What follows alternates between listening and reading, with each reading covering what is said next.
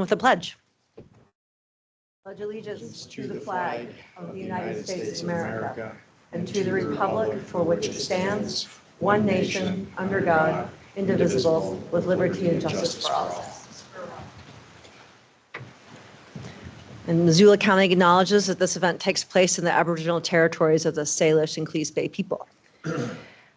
We have a closed captioning announcement. Cheryl? Hello, everyone. If you're joining us for this meeting virtually today, instructions for turning on closed captioning are on your screen. If you're joining us in person, we'll have closed captioning here on all the screens in the Sophie Moise room. There will be multiple chances during the meeting for public comment virtually and in person. During those times, if you would like to speak, we ask that you use the raise hand feature. This is a small hand button at the top of your screen. If you're on Microsoft Teams, if you're calling in on the phone, you'll need to hit *5 to raise your hand. Then once called upon, you'll need to hit *6 to unmute. If you have any questions during the meeting, please come and find me. Thank you. Thank you. We have one proclamation. Would either of you want to read it? Either way. It's good. Oh, thanks, John. Okay, I'll do it. Okay. No problem. Whereas firearms are the leading cause of death for children and teens 19 and under in the United States, and in Montana, firearms are the second leading cause of death among children and teens, and it is estimated there are more than 1,100 suicides on college campuses in the United States every year. And whereas gun violence kills 125 Americans every day, and on average, 70 women are shot and killed by intimate partners each month, and in Montana, an average of 250 people die and 264 are wounded by guns each year. And whereas Montana has ranked among the top 5 states with the highest suicide rates for the past 40 years, 82% of firearm deaths in Montana are suicides. Suicide is the leading preventable cause of death among youth ages 10 to 14, and LGBTQ plus youth are 4 times more likely to attempt suicide than their straight peers. Montana's American Indians are disproportionately affected by gun violence.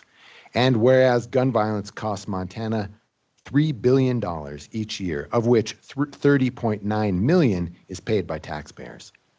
Whereas June 2nd, 2025 would have been the 28th birthday of Hadia Pendleton, a teenage girl who was shot and killed in a neighborhood park, and we honor her life and the lives and lost potential of all Americans stolen by gun violence on this day. And whereas anyone can join the effort to end gun violence by pledging to wear orange on Saturday, June 7th, 2025 to raise awareness, promote responsible gun ownership and safe storage, support efforts to keep firearms out of the wrong hands and keep our children safe.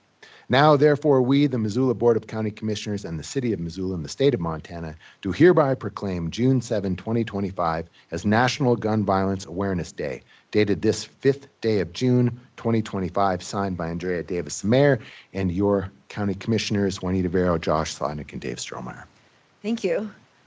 Is there anyone who'd like to speak to this?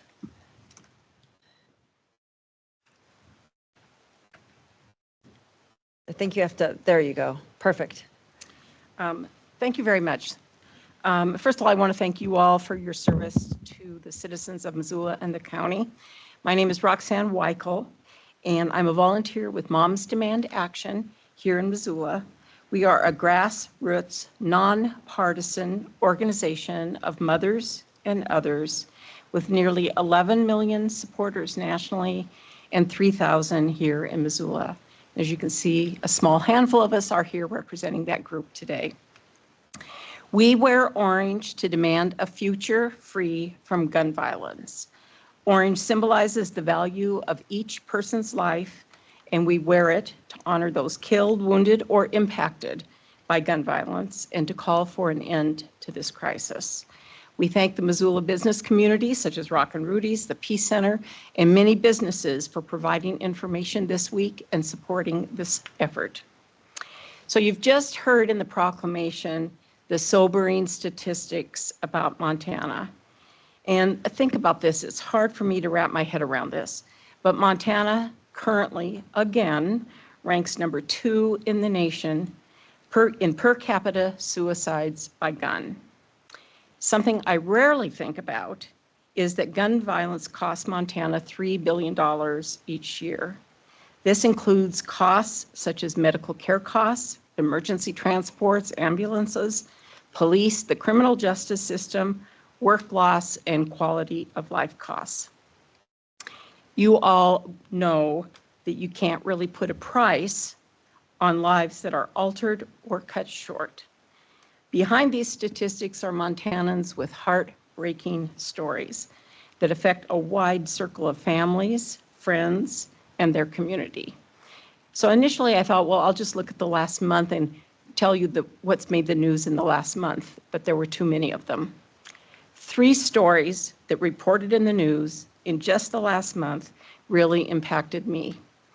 You probably all know about the Mother's Day murder-suicide in Kalispell that left 4 people dead, including 2 small children. The Helena teen who was driving to school was boxed in and terrified by a man with a gun. And just within the last week or so, the death of a 3-year-old in Libby, currently reported as an unintentional shooting. So just think for a moment about the impact on these people, their families, their neighbors, the schools those kids go to, and their friends. And this impact lasts in some form or another forever. So these are just a few of what's hit the news in the last month in Montana. As you're well aware, our children now have to cope with lockdowns, which are often very traumatic. I've heard of students who have texted their parents about their fear or with messages of, "I love you." And teachers have told us that they've texted parents with, "I'll protect your children," and how frightening it is for them to have to keep their kids quiet. In closing, we aren't here today to discuss solutions, but let me remind you how important it is for adults to store their guns safely, securely at home and in the car. The best practice is to keep all guns unloaded, locked up, and separate from ammunition. This can prevent a person in crisis from having easy access to a firearm, for suicide example, and preventing curious children from finding a gun and shooting themselves or someone else unintentionally. And it's worth noting that 80% of the guns used by youth in school shootings were from a parent's or relative's home. So the message is, be sure you're locking up your guns, and be sure when your kids go someplace that you know the status of the guns in that house as well. So to raise awareness and to honor victims and survivors, we invite you to join us at 10 o'clock this Saturday as we line the Bear Tracks Bridge. We're going to meet above the Clark Fork Market. We'll provide placards, and if you can, wear orange this weekend. So we hope that you will support this effort, and we hope to see you on the bridge Saturday around 10 a.m. So thank you so much. I've left some educational materials for you. We're involving the youth. We do have a Students Demand Action Group here in Missoula. Wear Orange was started by youth, and so it's very important and rewarding to us to have our youth involved. So thank you very much. Thank you, Roxanne. Is there anyone else in the room or online? Okay, thank you. Is there any public comment on items? Oh, come on up. Okay. Well, next is a public comment on items that are not on the agenda. So. My name is Mike Harrison. Oh, Mike, your microphone. I think Roxanne turned it off. If you could hit that green. There you go. My name is Mike Harrison. I talked to Dave last week about parking by the Veterans Cemetery, and he had the fellow that's in charge of the county road department get in contact with me, and that fellow called me and somebody else called me. But you guys have a meeting at 8 o'clock on Monday that I can't attend. He asked me if I'd be there to explain my situation. I told him I'd come to this meeting today. Basically, I've had a lot of interaction at the State Veterans Cemetery in the last month, and There needs to be no parking. You will be towed signs put up along Tower Street and also on the entrance that abuts the Big Sky High School property. I can't remember the name of that street. What's happened is the gentlemen that run that cemetery, people block the entrances to the State Veterans Cemetery when they're there for track meets or whatever's going on at the Big Sky High School. And then when I was over there a couple weeks ago, the buses, they were parking on the grass and the white rocks that the Veterans Cemetery is painted to. They parked on them or over them. And it's just a lack of disrespect to the people that are interned there. And I told the guys at the Veterans Cemetery, since I had Dave's cell number, that I would give him a call, and he got the ball rolling. So I just can't attend your meeting at Monday at 8 o'clock. You're going to hear about this. And it's important that they have some leverage because it gives the cops some teeth to tow people then out there when they're notified about it. Thank you, Mike. You have any questions of me? Just, do you have your email and phone number at the back of the room? No, I don't have an email. Okay, or phone number is great. It Okay. sounds like Strohmeyer has your number. Yeah, I have Mike's Okay. number, and I think it's on the agenda to talk about during our Public Works meeting on Monday, so. Yeah, I just can't attend that meeting at 8 All right, o'clock. No, that's Make okay. sure. we'll talk about it, and Dave will get back to you. Okay, thank you. All right. I guess the reason that they want to get you involved is because of the length of the property line on Tower. And it's not just something that you need one sign. Great. And Mike, if you get a chance, if you're in contact with anyone at the cemetery, it would be helpful if they reached out to us also, Okay, because we've not heard from them. That is a yet, really good so- idea. yeah, I've tried that. I will go over there. I'm headed over there Okay, tomorrow, but I'll go over there this afternoon and talk to them. okay, that would be great. Thanks. Can I give them your number, Dave? Sure, why not? Everybody else has it, I'm sure. Or probably the best person's number to give them would be either Shane or Jason, who reached out to you, if you have their number. I don't have their Okay, number. send them my way. Okay, Okay, thanks. thank you for your time. You bet. Thank you. Any other public comment in the room or online? Okay, moving on to the claims list. We're still working with the transition to new software, so that list will be updated and provided hopefully soon. We have 3 hearings today. First one with Karen Baldridge with a petition to abandon and vacate a right-of-way. Or Mike Tester. You're all backlit back there. I can't see who anyone is. Good afternoon, Commissioners. Michael Tester with the Surveyor's Office. This is the second hearing for the road Plat Book 1 road vacation. And I just want to quickly go through the road investigation report. Again, for road Plat Book 1 road in Missoula, Montana, located in the south 1/2 of Section 20 and the northeast 1/4 of Section 29, Township 14 North, Range 20 West, Principal Meridian, Montana. The date of the investigation was May 28th, 2025. Attendees were Dave Strohmeyer, County Commissioner, myself, Michael Tester, Land Survey Manager, and Jamie Erbacher, representative from WGM Group. It was at approximately 3:30. We met on site, and a brief discussion and investigation ensued. All affected landowners have consented to the abandonment. So the road investigators recommend abandonment of the public road right-of-way described in the petition. Okay, do you have anything to add? I concur with all of that. If ever there was a road To be abandoned? to be abandoned, this might be it. So, yeah, I don't see any purpose to hang on to this. No shade to the road. Or lack thereof. Right. Okay, is there a motion? Yeah, sure. I will, oh, is there public comment? Oops, thank you. Public comment. Okay, Okay, I would move that we approve a petition to abandon and vacate a county road described as Road Plat Book 1, page 48, road line within Track 2 of Certificate of Survey 3917, located in the south half of Section 20, Township 14 North, Range 20 West. I'll second that.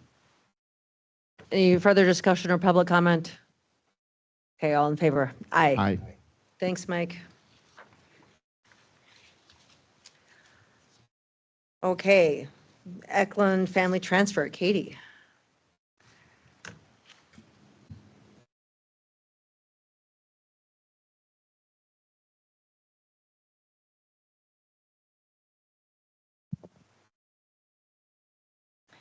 Good afternoon, Commissioners. For the record, my name is Katie Reeder, planner with Planning, Development, and Sustainability. Today, I'm presenting the Eklund Family Transfer brought to us by Ross and Glenda Eklund. Property location is 17500 Pinto Court, and our technical representative is Eli and Associates.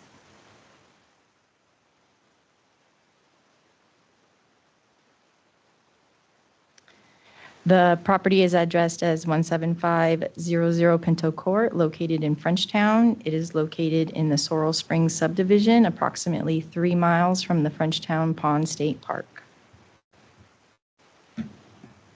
Here are the existing conditions of the property. It is currently developed and used for the residents of Ross and Glenda Eklund.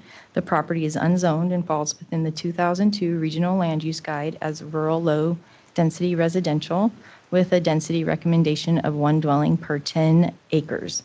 The property also falls within the Frenchtown Activity Center. Ross and Glenda are proposing to gift their minor son, Hudson, Lot 42B on the exhibit shown, while retaining Lot 42A to remain as their residence. The applicants preferred the flag lot configuration rather than an easement for Lot 42B's access onto Pinto Lane. Part of our process is we send out for agency comment. Missoula County building official noted the property has an open re-roof permit that will need to be inspected and finalized. Missoula Valley Water Quality states that water availability in this area is uncertain.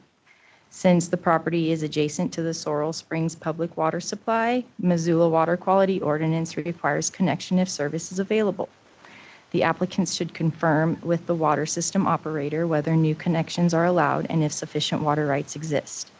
And lastly, the land sanitarians at Missoula County Health will require sanitation review and/or exemptions.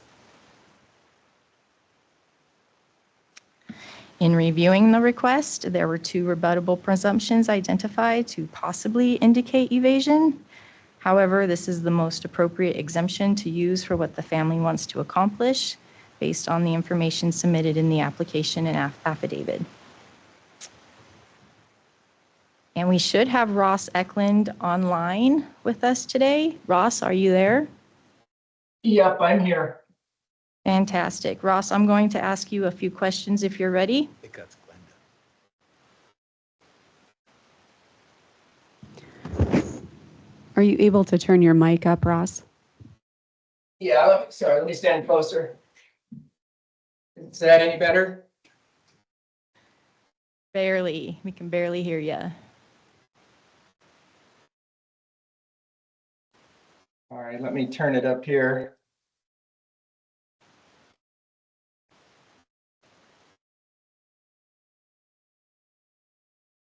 Can you hear me better now? A little bit. Have a screen?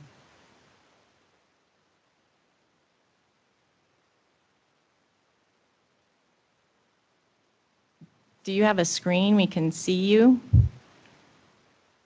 Our camera's disabled. I don't know how to not disable it. Okay. Well, we'll do our best here. All right, Ross, did you buy the property with the intent of dividing it? No. Great. Do you or your transferee intend to transfer the property within the next year? No, Have you talked to anyone at the county about going through subdivision review? no, Will the property be developed? no. And will the recipient of the property be residing on the property? Eventually, once they're of age. Thank you. That's all the questions I have. Thank you, Ross. Thank you. Thanks, Katie. In conclusion, the staff recommends approval with the motion on the screen. Oh, I'm sorry. Staff recommends approval. Let me get you some language real quick.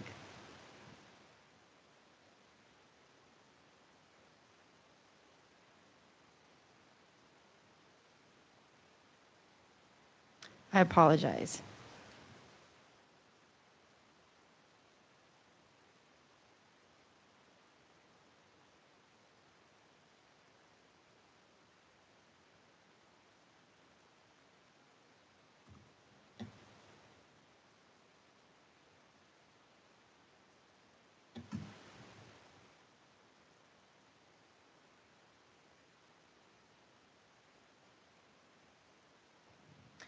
All right, again, I apologize.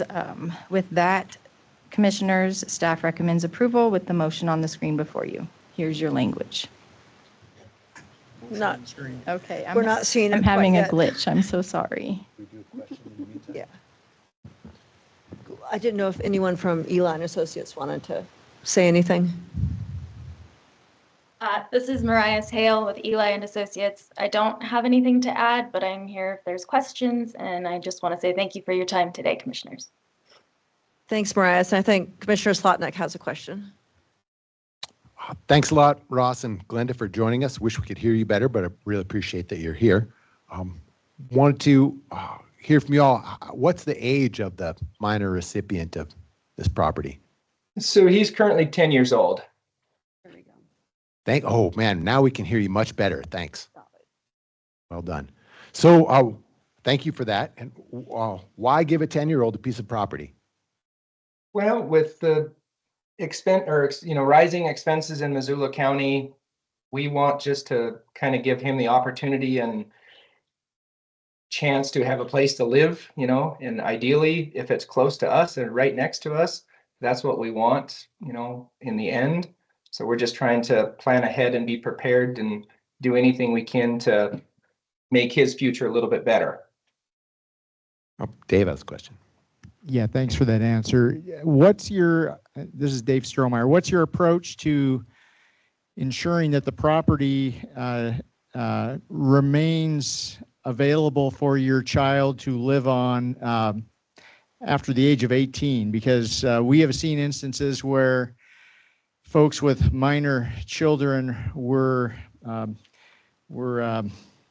given property through a family transfer in the past, and shortly after the minimum amount of time that is required to hang on to it elapsed, the property owner flipped the property, and it did not ultimately end up being used by their children. So thoughts in terms of how you're going to ensure that this be available for your child when that child comes of age? Yeah, so we currently live on the property that would be right next to it, and we have no intentions of moving. Especially with the rising cost of land, we have no plans on doing anything else with it either, because if we did something with it in 8 years or 10 years or whenever they decide to move there or move home or whatever they want to do, most likely they're not going to be able to afford property at that time. So we want to do our due diligence, be proactive, and be prepared for when that time comes. Okay, Slotnick. Thanks for that, Ross. So if you own the property in 8 Correct. years or 10 years, and you said you're going to keep living there, you have no intention to sell, you'll still own the property in 8 or 10 years. It's regardless of its cost, you still own it. And your child at that point would be capable of living on their own. I guess I'm still not understanding why do this now. I don't see any financial gain or really any gain. It does appear from the outset that this looks like a way to create a separate lot, especially with this flag. So the flagpole now, it's got its own access. This looks like a way to create a sellable lot without going through minor subdivision. Yeah, we have no intent on selling the property. I mean, we're doing it strictly to give to our kid when he's of age and have the opportunity. You know, I don't know what the process is going to be moving forward for doing a family transfer or doing a family split. So like I say, me and my wife are very proactive, and we like to plan ahead, not wait until something happens and then have to wait, you know, however long it takes. So we're just trying to be proactive with everything. Does this go to Hudson or does it go into a trust? How is this? It's a trust. We have a trust set up for Hudson. Okay, sorry, Strohmeyer. So in the situation of a trust, and forgive me if this sounds cynical, but we found ourselves in the position of having very sincere folks come before us in the past and then seeing properties get shortly after the 2-year period that it needs to be retained by the individual who that it cannot then be flipped. We've seen the situation where it actually has been, and the properties have been sold. So in terms of the trust, I'm struggling to figure out exactly what to ask, but will you as the parents have some say or ability to determine whether a property that is in the trust for your child is sold? Well, I guess me and my wife would be trustees of the trust, if that's what you're asking. Yes, that is. So I think the answer is yes. Yes. Can I ask John a question? Yes. Thank you. John, question. Is it possible for a trust to have some kind of provision that keeps land from being sold for a certain amount of time? I'm not. Oh, I'm asking our attorney. Sorry, Ross. I'm not a trust attorney. I've never drafted a trust. I would like to think that could be a term in a trust. But trust documents can be amended and changed over time too. I don't know that you can have one. I honestly, I don't know. I'm sorry. That's all right. I was wondering if, and again, this is a question for John, our attorney, John Hart. I was wondering if it's possible to condition an approval based on the trust having a provision built into there that this land can't be sold until Hudson is 18, when he would actually be doing the selling, not his parents, because the land was gifted to him. We can't condition the approval. You can deny the application or you can approve it, but you can't add conditions to it. All right, thank you. And we have Tim Worley, I think, in the audience here. Thanks, Tim. John said what I was thinking. Okay. You can't condition a family transfer. Okay, thank you. Thank you. Strohmeyer.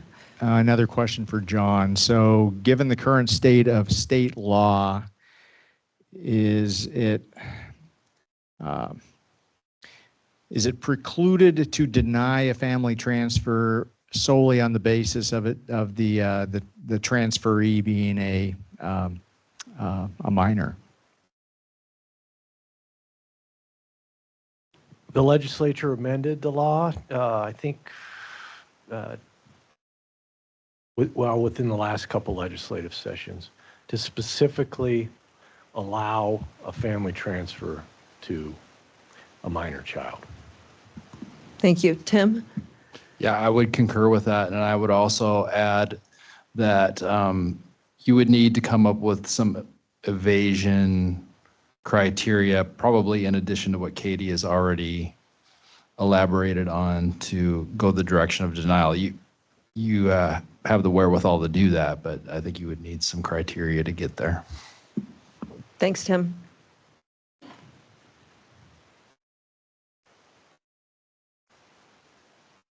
A motion? Yeah. Oh, thank you. I am not remembering public comment today. Is there any public comment on this? Okay, thank you. All right, I'm going to make the motion that this be approved, but were it not for this act by the legislature that allows family transfers to a young person, I would say this certainly looks like an evasion, but we can't call it that. So I would move that the request by Ross and Glenda Eklund to utilize the family transfer and exemption as presented in the exemption application and affidavit be approved. I will second that and also affirm my colleagues' comments that it is certainly my hope and desire that this property remain in Hudson's name for the next 8 years.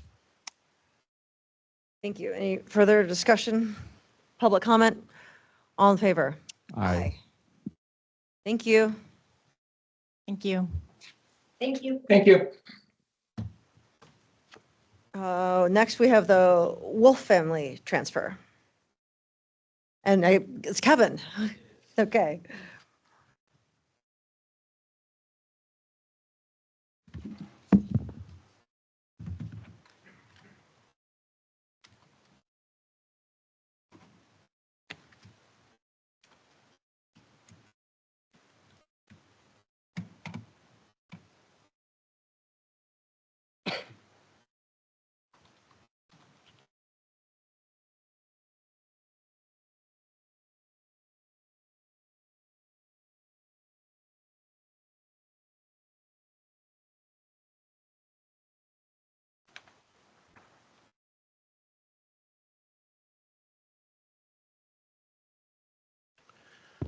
Good afternoon, Commissioners. For the record, my name is Kevin Dantic, planner with the Missoula County Department of Planning, Development, and Sustainability.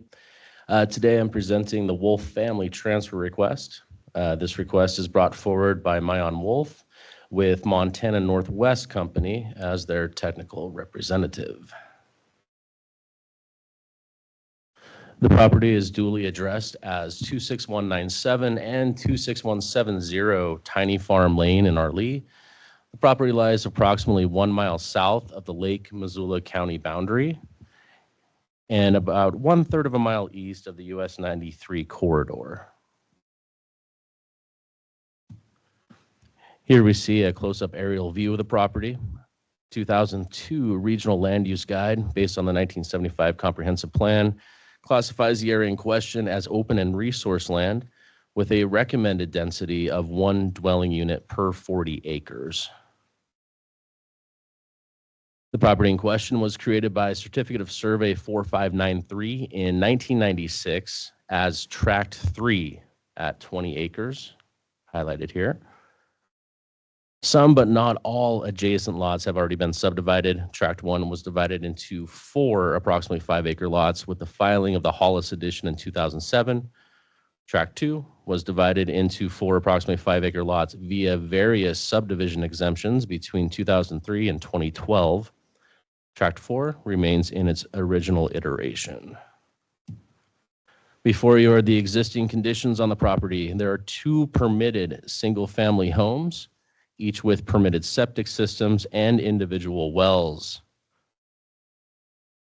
Tiny Farm Lane runs diagonally from the northwest to the southeast through the property.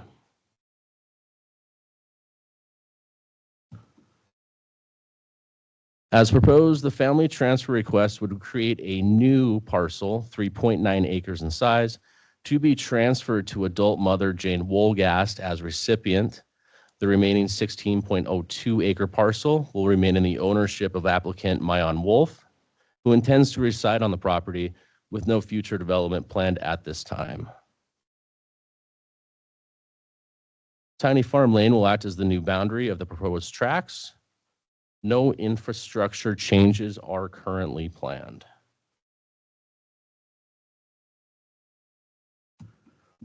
As part of the review process, this proposal was sent out for agency comment. 2 agency comments were received on the proposal. First, Missoula County Public Works noted that there was an open/expired mechanical permit to install 1 single duct ventilation fan. Second, the land sanitarians at Missoula County Environmental Health will require sanitation review and/or applicable exemptions. In reviewing the request, there are 3 rebuttable presumptions identified that possibly indicate evasion on the screen before you. However, this is the most appropriate exemption to use for what the claimant aims to accomplish based on the information submitted in the application and affidavit. Mayan is in the room with us today.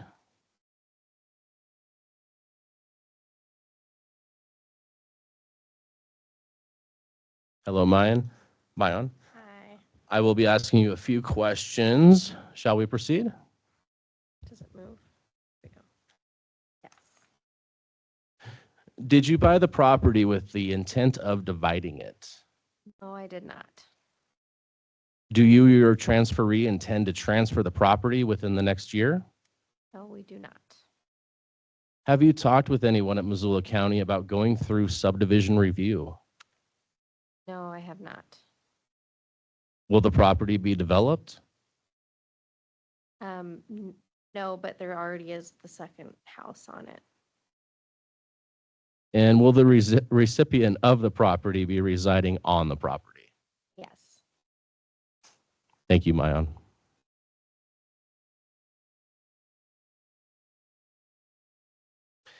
In conclusion, staff recommends approval with the motion presented on the screen before you. Commissioners, here is your language. Thank you, Kevin. And Mayan, do you want to add anything or tell us a story?